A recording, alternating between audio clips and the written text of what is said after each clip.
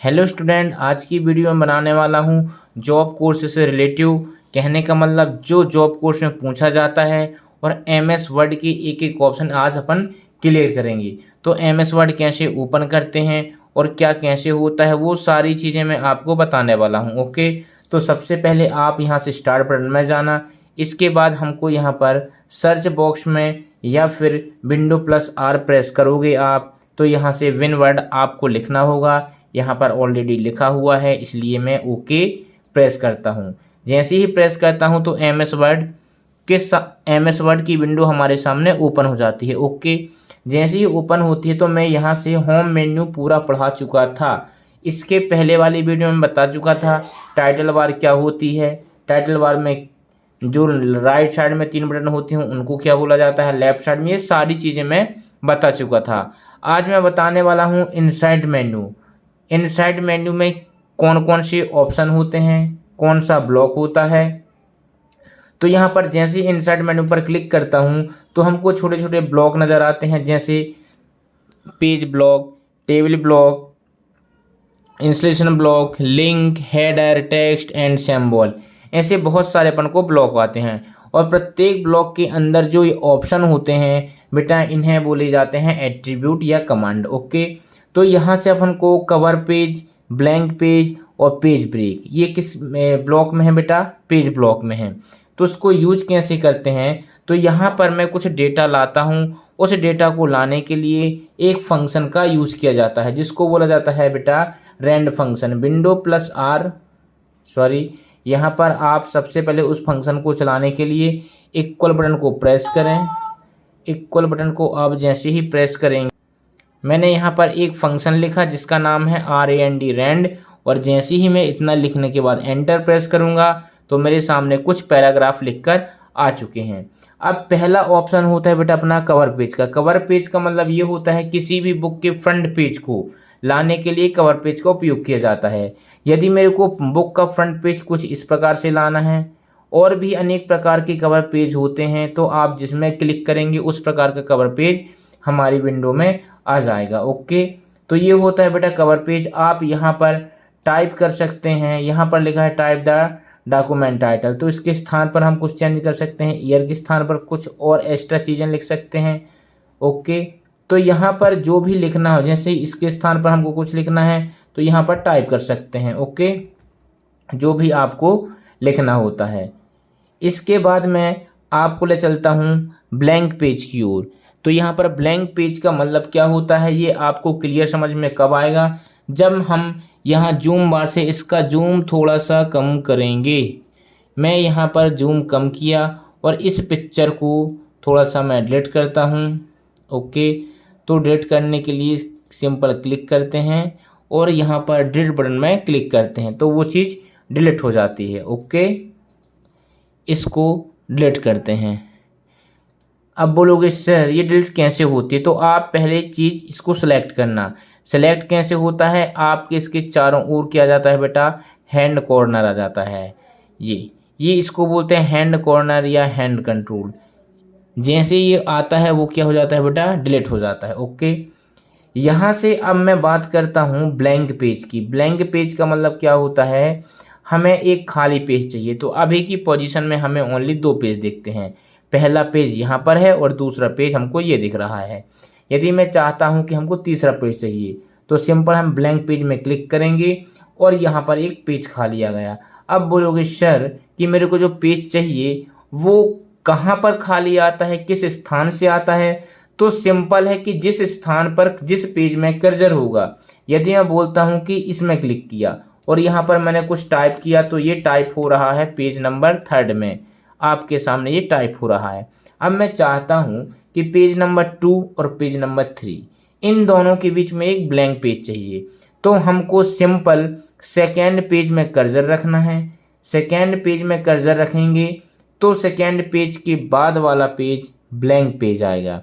यदि हम third page number page में कर्सर रखेंगे तो थर्ड के बाद ब्लैंक पेज आएगा, मतलब खाली पेज आएगा। और हमें चाहिए कि फर्स्ट और सेकंड के बीच में रखना है। तो सिंपल बात है भाई साहब कि आप जहां पर भी कर्सर रखोगे उसके बाद वाला पेज खाली आएगा। ओके, जैसे ही मैं यहाँ पर क्लिक करता हूँ तो यहाँ पर एक खाली पेज आ गया।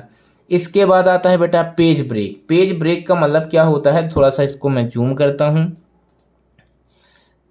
तो ज़्यादा बेस्ट समझ में आएगा। यदि मैं बोलता हूँ पेज ब्रेक, जिस स्थान पर मेरा कर्सर होता है, जिस स्थान पर कर्सर होता है, यदि आपको दिख रहा होगा तो मैं बता सकता हूँ कि यहाँ पर ये कर्सर है। ओके, अब पेज नंबर कौन सा है बेटा, ये पेज नंबर 2 है। कैसे पता, आपको यहाँ पर स्टेटस बार में दिख रहा होगा 4 of 2, मतलब कि टोटल 4 पेज हैं जिसमें से कि हम 2nd पेज में हैं। ओके, हमको चाहिए क्या, पेज ब्रेक ऑप्शन चलाना है। आपके पेज ब्लॉक में पेज ब्रेक ऑप्शन चलाना है।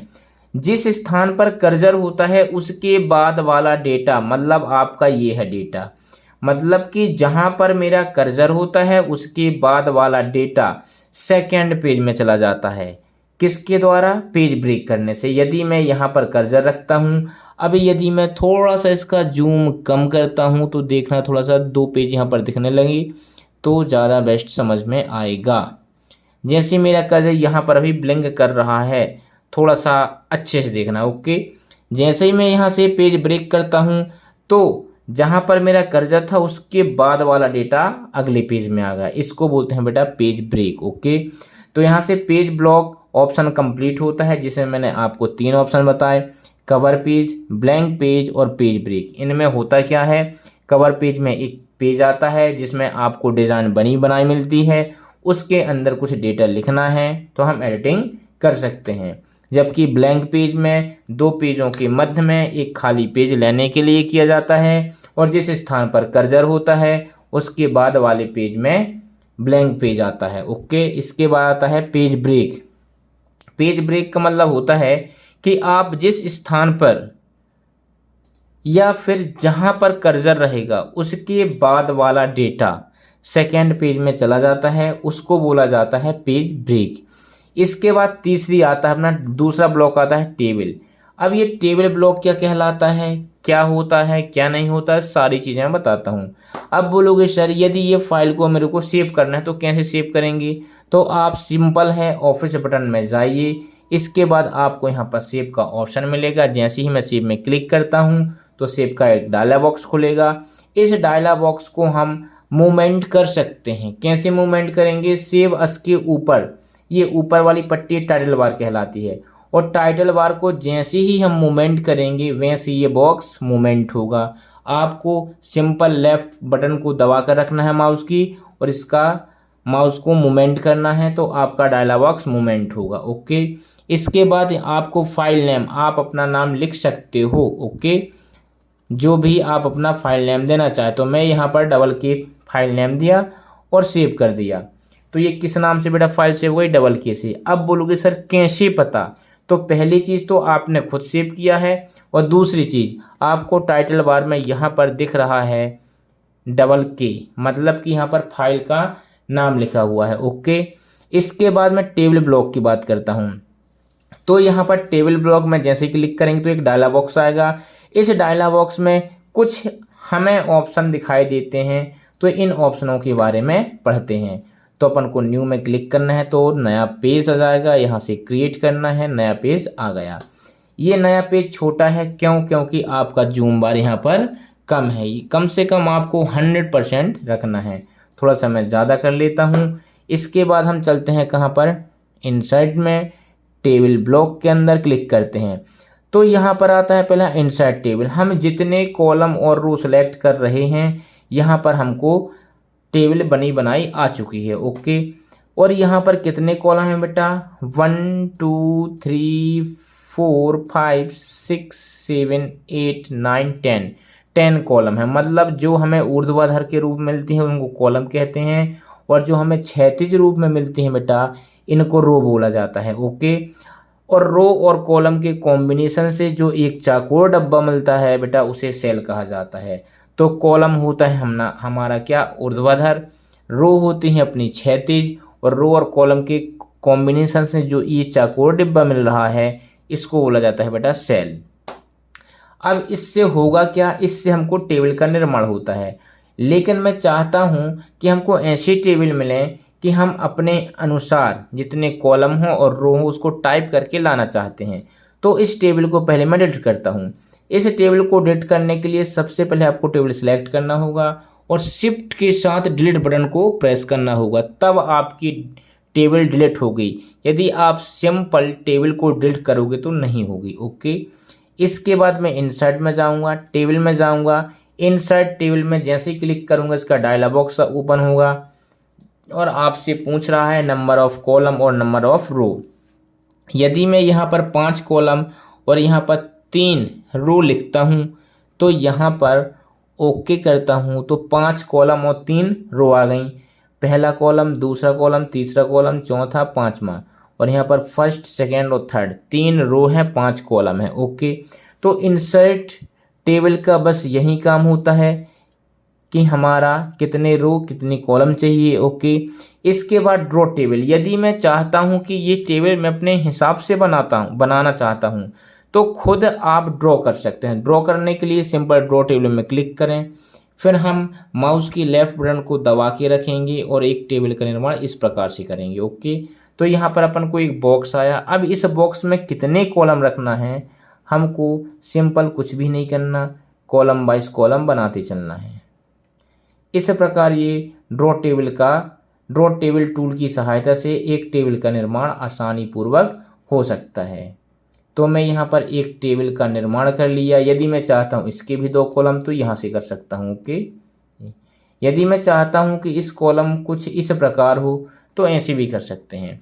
तो ड्रॉ टेबल जो यूज़ होता है वो अपने हिसाब से जैसा चाहे वैसा बना सकते हैं, उसको बोलते हैं हमारा ड्रॉ टेबल। अच्छा, एक चीज़ और ध्यान समझना, जिस भी टेबल में हम कर्सर लाते हैं वो टेबल एक्टिव हो जाती है और टेबल लाने से हमारे पास टेबल टूल के 2 ऑप्शन ओपन हो जाते हैं। एक हो जाता है डिज़ाइन टैब और दूसरा होता है लेआउट टैब। ये किस लिए होते हैं? केवल टेबल की सेटिंग करने के लिए होते हैं। ओके, जो हमने ये टेबल बनाया इसकी सेटिंग कैसे करते हैं, क्या होता है, ये सारी चीज़ें मैं अगले वीडियो में बताऊंगा। इस वीडियो में जो ऑप्शन और बचे हुए हैं ड्रॉ टेबल के बाद अपना बता है एक्सेल स्प्रेडशीट। यदि मैं चाहता हूं कि एमएस वर्ड में यहीं पर एक्सेल स्प्रेडशीट आ जाए तो टेबल में जाता हूं, एक्सेल स्प्रेडशीट में जाऊंगा तो आपके सामने यहाँ पर एक एक्सेल स्प्रेडशीट आ चुकी है जो आपके सामने दिख रही है। ओके, इसके बाद यहाँ पर एक ऑप्शन और बचता है जिसका नाम है अपना, यहाँ पर ये टेबल का ऑप्शन खुल गया है। इसके बाद मैं जाता हूँ यहाँ से टेबल में और लास्ट है अपना क्विक टेबल। क्विक टेबल से क्या होता है कि हमको कुछ टेबल बनी बनाई मिलती हैं। इस बने बनाए टेबल में जैसे हम क्लिक करेंगे हमारे सामने एक टेबल आ जाएगी। यहाँ से मैं जाता हूँ, कर्सर यहाँ पर रखता हूँ। ओके, जैसे ही मैं टेबल में जाता हूँ क्विक टेबल में क्लिक करूँगा। यदि मेरे को टेबल स्क्रॉल बार से नीचे करें ये वाली चाहिए तो ये आ गई। ओके, तो हमें टेबल बनी बनाई मिलती है, उसमें डेटा भरा भराया मिलता है। हमको यहाँ पर चेंज करना है तो हम यहाँ से चेंज कर सकते हैं, जो भी लिखना है हम लिख सकते हैं। इसका डेटा यहाँ से चेंज कर सकते हैं। क्विक टेबल में कुल मिलाकर हमको डेटा भरना होता है, उसमें बना बनाया आता है। ओके, तो इस वीडियो में बेटा इतना ही। अगली वीडियो में बताऊंगा टेबल टूल की डिज़ाइन और लेआउट, दोनों ही मेन्यू को बहुत ही विधिवत तरीके से समझा दूंगा। ओके, तो बेटा वीडियो पसंद आए तो लाइक करें, शेयर करें, सब्सक्राइब करें। धन्यवाद।